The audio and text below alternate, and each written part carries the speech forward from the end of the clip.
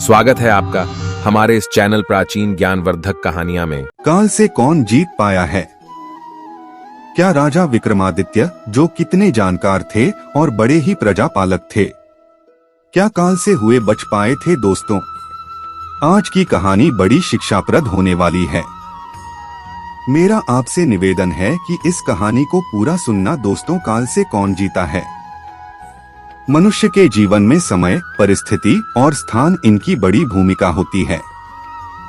कई बार जो कुछ भी घटित होना होता है, उसी के अनुरूप परिस्थितियां बनती चली जाती है।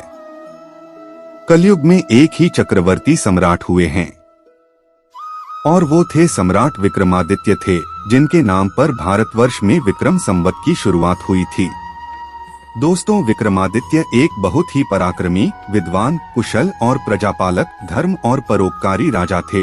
राजा विक्रमादित्य अपनी प्रजा को अपने पुत्र की तरह प्यार करते थे और रात्रि में वे बेस बदल करके अपनी प्रजा की कुशलक्षेम और उनके हाल कैसे हैं, यह जानने के लिए नगर में भ्रमण करने के लिए निकल जाते थे।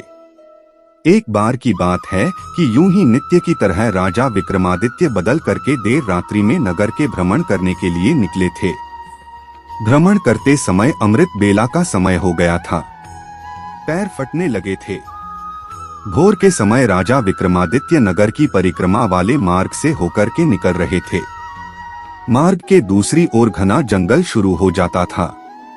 एकाएक राजा ने देखा कि एक नौजवान लकड़हारा कंधे पर कुल्हाड़ी लिए हुई जंगल में प्रवेश कर रहा है और लकड़ी काटने के लिए एक ऊंचे वृक्ष पर चढ़ गया। और तुरंत ही राजा विक्रमादित्य ने देखा कि एक भयानक रीछ कोबरा दौड़ करके आया और उसी वृक्ष पर चढ़ने लगा, जिसे वृक्ष पर वह नौजवान लकड़ी काटने के लिए चढ़ा था। रीछ कोबरा वृक्ष पर चढ़ते हुए देख करके राजा को बड़ा आश्चर्य हुआ, क्योंकि रीछ तो वृक्ष पर कभी नहीं चढ़ सकता था।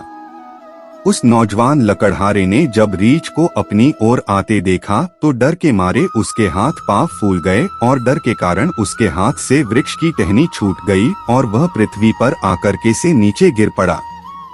उसके प्राण पखेरु उड़ गए। तब रीछ ब्रिज से नीचे उतरा और राजा के देखते ही देखते उसने एक सुंदर लड़की का रूप बना लिया और जंगल के समीप ही स्थित एक कुएं की जगत पर जाकर के वह लड़की बैठ गई। राजा दूर खड़ा कौतूहल से ये सब कुछ देख रहा था और सोच रहा था कि यह लड़की बना हुआ रीछ अब क्या करेगा। दोस्तों, उसी समय थोड़ी ही देर में राजा के दो सिपाही जो रात्रि में गश्त पर थे, उधर आने के लिए, और इत्तेफाक से दोनों सिपाही आपस में सगे भाई थे। छोटे भाई की नजर जब कुएं की मुंडेर पर पड़ी जिस पर वह सुंदर लड़की बैठी थी, तो बड़े भाई से बोला कि देख भाई, कितनी सुंदर लड़की बैठी हुई है। मेरा मन कर रहा है कि मैं इस लड़की से विवाह कर लूं। बड़ा भाई बोला कि बड़े भाई के होते हुए छोटा भाई कैसे विवाह कर सकता है? बड़ा होने के नाते पहले मेरी इसके साथ सगाई होनी चाहिए, इसीलिए इससे विवाह तो मैं ही करूंगा। तब छोटा भाई बोला, इससे पहले मैंने देखा है, इसलिए इससे विवाह तो मैं ही करूंगा। इस तरह से जब बड़ा भाई बोला कि हम तो व्यर्थ ही झगड़ रहे हैं, क्यों ना हम इस लड़की से ही पूछ लेते हैं, या हम दोनों में से जिसे पसंद करेगी उसी के साथ इसका हो जाएगा। यही सोचकर के आपस में उन दोनों भाइयों ने निर्णय करके उस लड़की के पास जाकर पहुंचे। बड़े भाई ने उस लड़की से प्रश्न किया, ये सुंदरी आप कौन और यहाँ क्या कर रही हो? वह लड़की बोली, मैं पास ही एक गांव में रहती हूँ और अपने पति की तलाश में इस जंगल में भटक रही हूँ। छोटा भाई बोला कि तुम्हारा पति कहाँ है? तुम चाहो तो उसे ढूंढने में हम तुम्हारी मदद कर सकते हैं। तब हुआ लड़की बोली, अभी तो मैं कुंवारी हूँ और किसी योग्य वर की तलाश में निकली। तब छोटा भाई बोला, हम दोनों भाई अभी कुंवारे, यदि तुम चाहो तो हम में से किसी एक से विवाह कर सकती। लड़की ने कहा कि मैं तुम दोनों में से एक से विवाह कर लूंगी, परंतु इसके साथ मेरी एक शर्त है। दोनों भाई बोले, क्या करता है तुम्हारी? लड़की ने कहा कि तुम दोनों में से जो भी अधिक बहादुर होगा, मैं उसी से विवाह करूंगी। इतना सुनते ही दोनों भाई स्वयं को एक दूसरे से सर्वश्रेष्ठ और बलवान सिद्ध करने की इच्छा रखते हुए आपस में युद्ध करने लगे। लड़ते लड़ते दोनों भाइयों ने अपनी अपनी तलवारें निकाल ली और एक दूसरे के पेट में उन दोनों ने तलवार घुसा दी। इस प्रकार से तड़प तड़प करके उन दोनों भाइयों ने अपने प्राण त्याग दिए। तब वह लड़की जोर से हंसने लगे और उठ करके एक दिशा की ओर चल पड़ी। लड़की छलावा थी, अब क्या करेगी? ऐसा सोचते हुए राजा विक्रमादित्य भी थोड़ी थोड़ी दूरी रखते हुए उस लड़की के पीछे पीछे चलने लगे। दोस्तों, यह सब होते हुए सूर्य भगवान भी पूरी तरह से उदय हो चुके थे, परंतु सम्राट विक्रमादित्य एक रीछ के वृक्ष पर चढ़ने और फिर एक सुंदर लड़की का रोग बदलने की विचित्र घटना को अपनी आंखों से देखकर अपनी सुध बुध खो बैठे थे।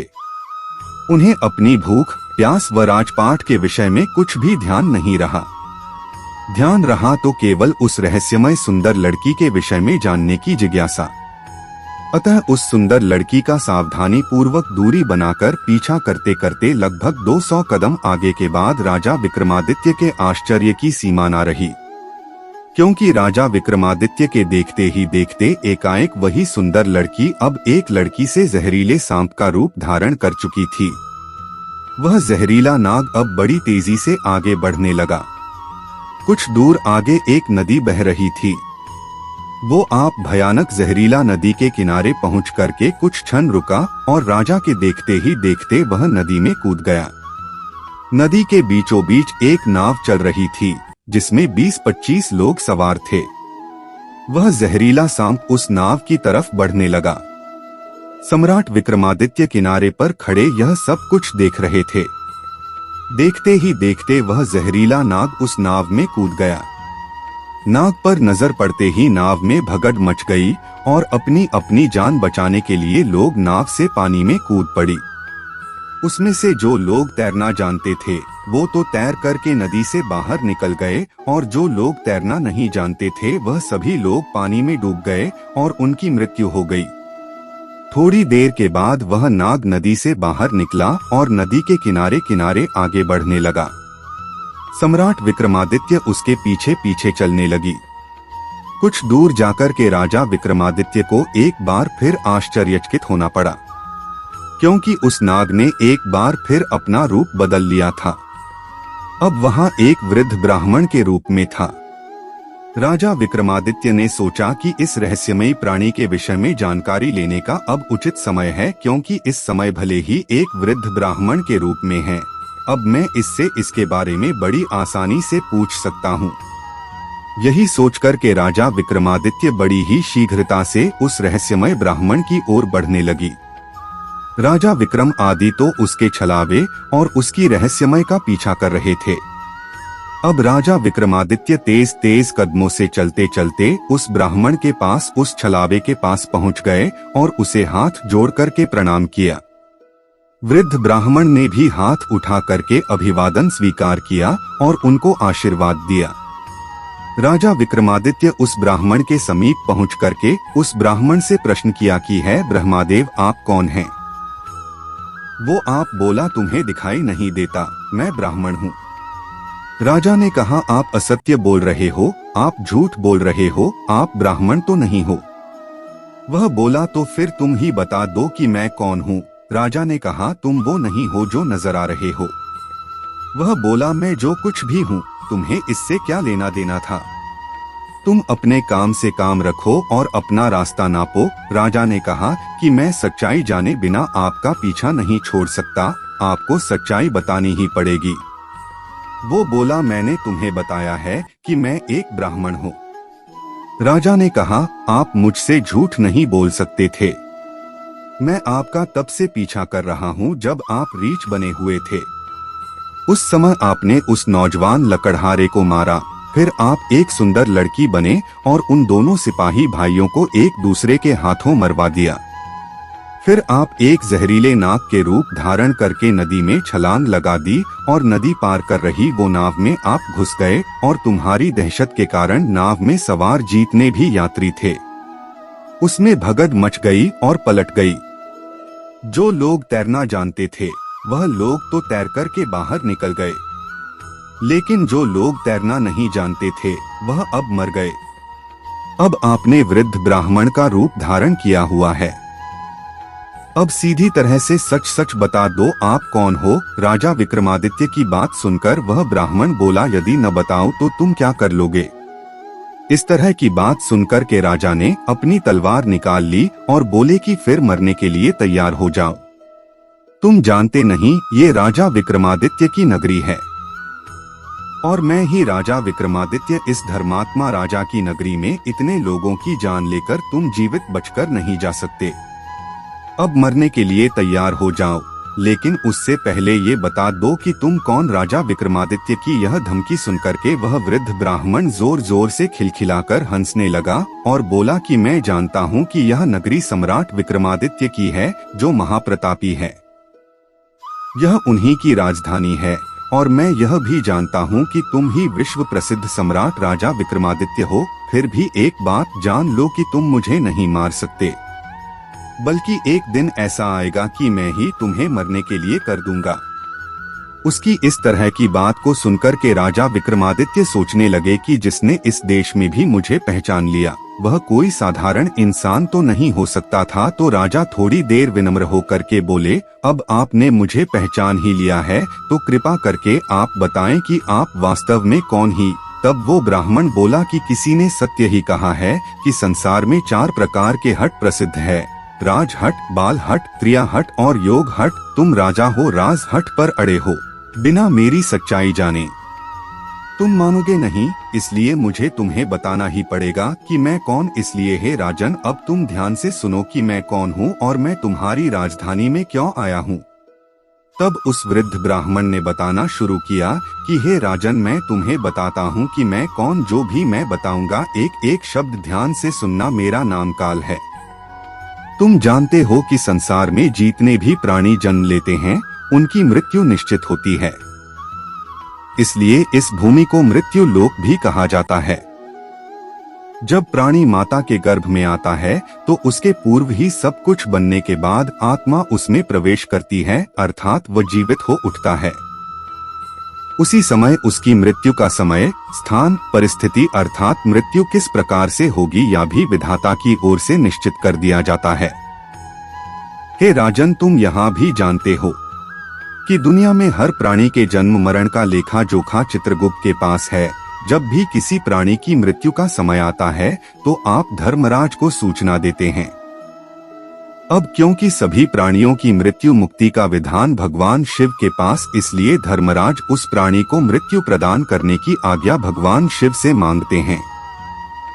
जब भगवान शिव आज्ञा दे देते हैं तो धर्मराज मुझे अर्थात काल को आज्ञा देते हैं कि तुम जाओ और उस व्यक्ति के प्राण को हरण कर लो। तब मैं मृत्यु लोक यानी कि पृथ्वी पर आता हूँ। मुझे यह पता होता है कि किस प्राणी की किस समय, किस स्थान पर और किस परिस्थिति में उसकी मृत्यु होने वाली है। मैं उस प्राणी को निश्चित समय पर उसी निश्चित स्थान पर लेकर के जाता हूँ अथवा पहुँचा देता हूँ जहाँ पर उसकी मृत्यु लिखी हुई है अथवा मृत्यु उसकी निश्चित है और जिस प्रकार से उसकी मृत्यु लिखी गई है। मैं उस स्थान पर वैसी ही परिस्थितियाँ अथवा वैसे ही हालात पैदा कर देता हूँ। हे राजन, उस लकड़हारे को मैंने नहीं मारा। राजा विक्रमादित्य ने कहा कि तुम फिर झूठ बोल रहे हो। मैंने स्वयं अपनी आंखों से देखा है कि उस लकड़हारे की मृत्यु का कारण तुम ही बने रहे थे। वृद्ध ब्राह्मण ने कहा, बेशक कारण मैं बना था, लेकिन संसारी लोग तो यही समझते हैं कि लकड़हारे की मृत्यु वृक्ष से गिर करके वृक्ष की टहनी टूटने के कारण हुई और फिर मुझे तो मृत्युदेव धर्मराज के आदेश का पालन करना ही पड़ता है। उसकी मृत्यु वृक्ष के ऊपर से गिरने के कारण लिखी गई थी। इसी कारण से मैं रीछ बंद करके वैसी ही परिस्थितियां व हालात पैदा करके उसकी मृत्यु का कारण बना। जरा सोचो, यदि असली रीछ होता तो क्या कभी पेड़ पर चढ़ पाता? वह कदापि नहीं चढ़ पाता था, परंतु हुआ तो मैं था और मेरे लिए तो कुछ भी करना असंभव नहीं है। अगर उन सिपाही भाइयों की बात करें तो उनको भी मैंने नहीं मारा, क्योंकि उनकी मृत्यु एक दूसरे के हाथों ही लिखी हुई थी, इसलिए उनके लिए मुझे सुंदर लड़की बनना पड़ा। नाव में सवार कुछ लोगों की मृत्यु पानी में डूबने के कारण लिखी हुई थी। इसके लिए मुझे भयानक नाग का रूप धारण करके उस नाव में जाना पड़ा। राजन, मुझे लगता है कि अब तो आप अच्छी तरह से समझ गए होंगे कि मैं कौन हूँ और तुम्हारी नगरी में क्यों आया था, और यह भी समझ गए होंगे कि समय, स्थान और पारिस्थितिकी संसारी प्राणी के जीवन में कितनी बड़ी भूमिका होती है। राजा विक्रमादित्य ने उस वृद्ध ब्राह्मण जो काल था उसकी बात बड़े ध्यान से सुना और गंभीर हो गए। काल कहने लगा कि हे राजन, अब मैं चलता हूँ। राजा विक्रमादित्य ने कहा कि हे कालदेव, आपने मुझे बहुत अच्छी जानकारी दी है, जिसके लिए मैं आपका बहुत बहुत धन्यवाद करता हूँ और आभार व्यक्त करता हूँ। कृपा करके जाने से पहले मेरे एक प्रश्न का उत्तर और देते जाइए। उस काल ने कहा कि पूछो, आपको क्या पूछना है, जो चाहते हो पूछ लो, शीघ्रता से पूछो, क्योंकि मेरे पास इतना समय नहीं है कि मैं ज्यादा देर तक यहाँ रुक सकूं। राजा विक्रमादित्य ने कहा कि कृपा करके आप मुझे यह बताइए कि मेरी मृत्यु कब और किस स्थान पर और किस प्रकार से होने वाली है। कालदेव ने कहा कि हे राजन, मैं यह तो बता सकता हूँ कि तुम्हारी मृत्यु कहाँ होगी और किस प्रकार से होगी, लेकिन मैं यह नहीं बता सकता कि तुम्हारी मृत्यु कब होगी। उस काल बने हुए हैं। ब्राह्मण की बात को सुनकर के राजा विक्रमादित्य ने कहा कि हे कालदेव, मृत्यु का समय बताने में आपको क्या आपत्ति है। कालदेव ने कहा कि हे राजन, यदि मैंने पहले ही आपको मृत्यु का समय बता दिया तो इसी क्षण से आप चिंताग्रस्त हो जाओगे, और आप तो जानते ही हो कि चिंता चिता के समान होती है। अभी तो आपको अपने शासनकाल में बहुत से शुभ काम करने हैं और जन कल्याण के लिए बड़े अच्छे अच्छे काम करने हैं। राजा विक्रमादित्य ने कहा कि चलो, समय न सही या तो बता दो कि मेरी मृत्यु कहाँ और कैसे होगी। कालदेव ने कहा कि सुनो राजन, तुम्हारी मृत्यु तुम्हारे ही महल में सीढ़ियों पर से फिसलकर गिरने के कारण होगी। इतनी बात सम्राट विक्रमादित्य को बता करके वृद्ध ब्राह्मण रूपी काल शीघ्रता से एक दिशा की ओर चल पड़ा और कुछ दूर जाकर के वहाँ वह विलुप्त हो गया। इस समय तक सूर्य भगवान भी पूर्ण रूप से अस्त हो चुके थे। चारों तरफ अंधकार छा गया था। राजा विक्रमादित्य भी अब तक शारीरिक और मानसिक रूप से थक चुके थे, इसलिए मन में गहन सोच विचार लिए हुए तेज कदमों से अपने महल की ओर चलने लगे। दोस्तों, राजा विक्रमादित्य और काल की कहानी आपको कैसी लगी है? एक बार प्यारा सा कमेंट करके जरूर बताना, और वीडियो यदि आपको पसंद आया है तो वीडियो को एक लाइक करके चैनल को सब्सक्राइब करने की भी कृपा कर देना। जय श्री कृष्णा, राधे राधे।